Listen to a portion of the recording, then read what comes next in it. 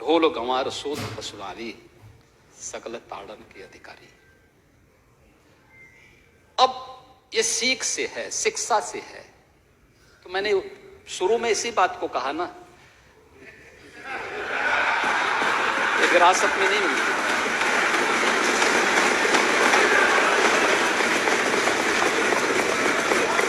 ढोल एक वाद्य यंत्र है। गंवार का मतलब अशिक्षित से है, शूद्र का मतलब श्रमिक वर्ग से है, किसी जाति विशेष से नहीं है। और बाबा साहब भीमराव अंबेडकर भी इस बात को कह चुके हैं कि दलित समाज को आप शूद्र मत बोलो। और आपने तो बाबा साहब भीमराव अंबेडकर जी के प्रति किस प्रकार का व्यवहार किया था तो जग जाहिर है। उनके नाम से बनी हुई संस्थाओं के नाम बदल दिए गए, क्या कुछ नहीं किए जी। आपने तो घोषणा भी की थी कि हम आएंगे तो बाबा साहब भीमराव के अंबेडकर के सारे स्मारकों को हटा देंगे, टेंट हाउस खोल देंगे, वहां पे मैरिज हॉल खोल देंगे। घोषणा भी तो कर रहे थे आप। आज सामाजिक न्याय की बात करते हैं। और नारी का मतलब स्त्री से है, मातृसत्ता से है। मध्यकाल में जब यह रचा गया था उस समय महिलाओं की स्थिति क्या थी? रामचरितमानस की रचना जिस कालखंड में हुई थी उस समय महिलाओं की स्थिति क्या थी? किसी से छुपा हुआ नहीं है। बाल विवाह जैसी विकृतियां भी उसी समय पनपी थी। इसलिए पनपी थी क्योंकि जिस प्रकार की शासन सत्ता थी, जिस प्रकार की अराजकता थी, उसको ध्यान में रख करके और उसको इस रूप में लेकर के मैं वही बोलना चाहता हूं कि आखिर विरोधी दल से जुड़े हुए समाजवादी पार्टी, विरोधी दल को मैं दोषी नहीं दे सकता, सॉरी, मैं समाजवादी पार्टी से ही कहना चाहता हूं कि आखिर आप इसके नाम पर, जिस पर उत्तर प्रदेश को गौरव की अनुभूति होनी चाहिए कि राम की धरती है, कृष्ण की धरती है, गंगा यमुना की धरती है, संगम की धरती है,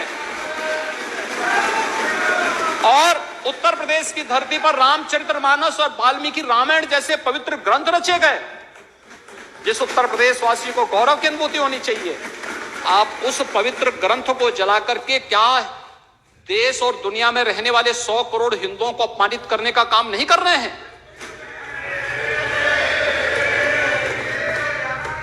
और इस प्रकार की अराजकता को कैसे कोई स्वीकार कर सकता है? कैसे कोई स्वीकार कर सकता है? और इसलिए महोदय मुझे तो केवल एक पंक्ति याद आती है, जाके प्रभु दारुण दिखती ना ताके मती। विरासत में तो नहीं मिली थी, लेकिन जो बचा कुचा था वो भी स्वाहा। और अटल जी ने इस संबंध में बहुत अच्छी बात कही थी। वह कहा था उन्होंने, हिंदू तनमन हिंदू जीवन, रग रग हिंदू मेरा परिचय।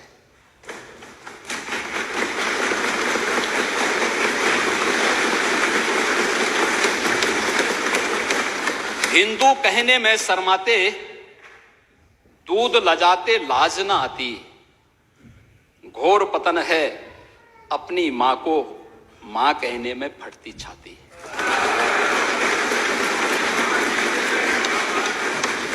जिसने रक्त पिलाकर पाला, क्षण भर उसका भेष निहारो, उसकी खूनी मांग निहारो, बिखरे बिखरे केस निहारो। जब तक दुशासन है बेड़ी कैसे बंध पाएगी, कोटि कोटि संतति है मां की लाज न लुट पाएगी।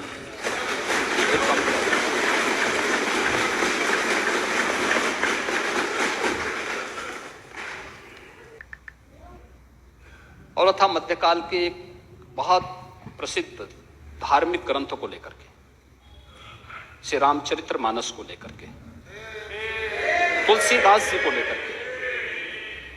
महोदय, संत तुलसीदास जी ने जिस कालखंड में रामचरितमानस की रचना की थी, उन जैसा साधक और संत को उस समय की सत्ता का बुलावा आया था। अकबर ने उनको भी बुलाया था। तुलसीदास जी ने तो एक ही बात उनको कहती थी कि हम चाकर रघुवीर के पठ्यो लिखो दरबार, तुलसी अब का होई गे नर के मन सबदार। बहुत अच्छा संदेश दे दिया था उन्होंने। और उन्होंने कहा देखिए हमारा तो एक ही राजा है, वो राम है, बाकी राम के अलावा मैं किसी को राजा नहीं मानता।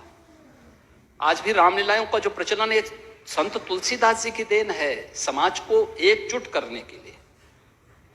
मध्यकाल के उस कालखंड में तुलसीदास जी ने पूरे समाज को एकजुट किया था रामलीलाओं के माध्यम से। और तुलसीदास जी ने उस समय कहा था बोलो राजा रामचंद्र की। तुलसीदास जी की देन है।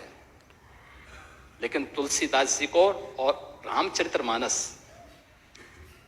जिस प्रकार से कुछ लोगों ने फाड़ने का प्रयास किया,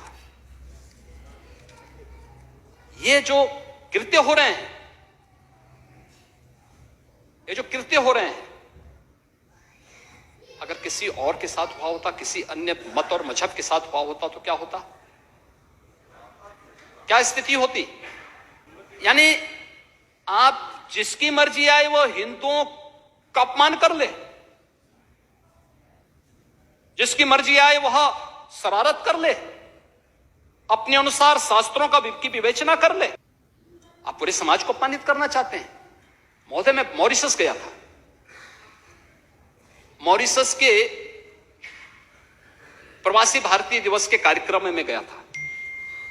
पूर्वी उत्तर प्रदेश और बिहार से पौने 200 वर्ष पहले जो लोग गिरमिटिया मजदूर बनाकर के वहां गए थे,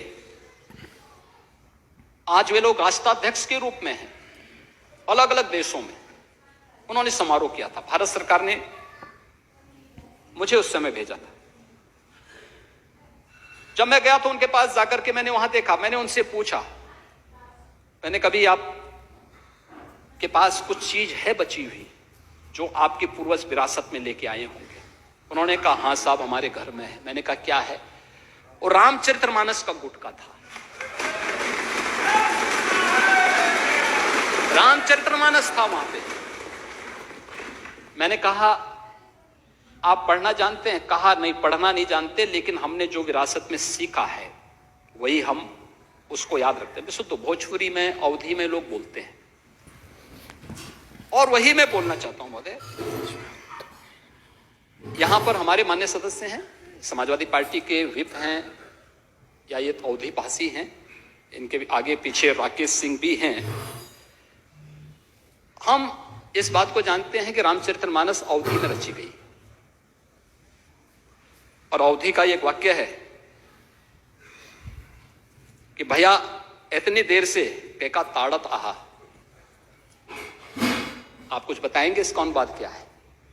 ताड़त का मतलब क्या है इसमें? क्या मारने से है क्या?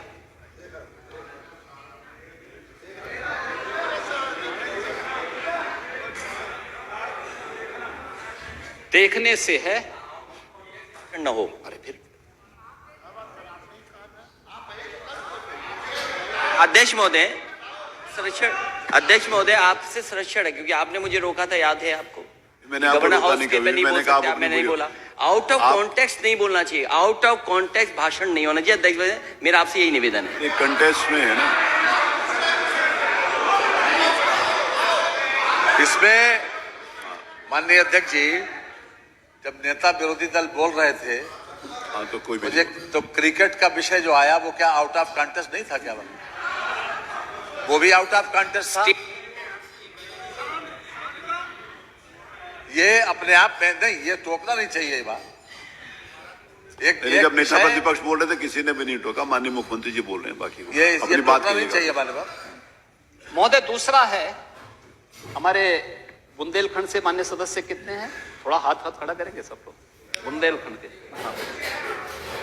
महोदय बुंदेलखंड, संत तुलसीदास जी का जो जन्म हुआ था वो आज के चित्रकूट जनपद के अंदर राजापुर गांव में हुआ था। और वहां पे अगर आप देखेंगे बुंदेलखंडी में अगर हम बात करेंगे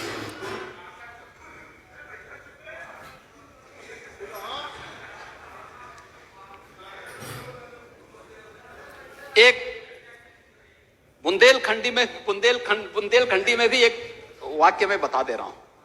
देखिए शब्द वही है, भैया मोरे लड़कन को ताड़े रखियो, देख यानी उसकी देखभाल करते रहो। इसका मतलब उसका संरक्षण तो उसको लालन पालन करके जो जिस लायक है उस लायक शिक्षित करो, प्रशिक्षित करो, इसका मतलब ये है। लेकिन समाजवादी पार्टी का कार्यालय आज इस समय संत तुलसीदास जी के खिलाफ अभियान चला रहा है। रामचरितमानस जैसे पावन ग्रंथ को किस तरीके से नादर भाव के साथ जगह जगह करने का प्रयास कर रहा है। और महोदय, ये चौपाई है कहां पे? अगर आप रामचरितमानस के सुंदरकांड में जाएंगे तो सुंदरकांड में ये प्रसंग तब आता है जब भगवान राम 3 दिन तक समुद्र से लंका में जाने के लिए रास्ता मांगते हैं और रास्ता नहीं मिला है। तो पहली चौपाई तो मैंने पहले बता दी थी, समुद्र को चेतावनी दे करके आगे की कार्रवाई करते हैं, तब समुद्र खड़ा होता है और भगवान राम के सामने फिर कहता है, महोदय ये वही पंक्ति है, प्रभु भल कीन मोई सिक दिन ही मर ज्यादा पुनि तुम्हारे कीन ही।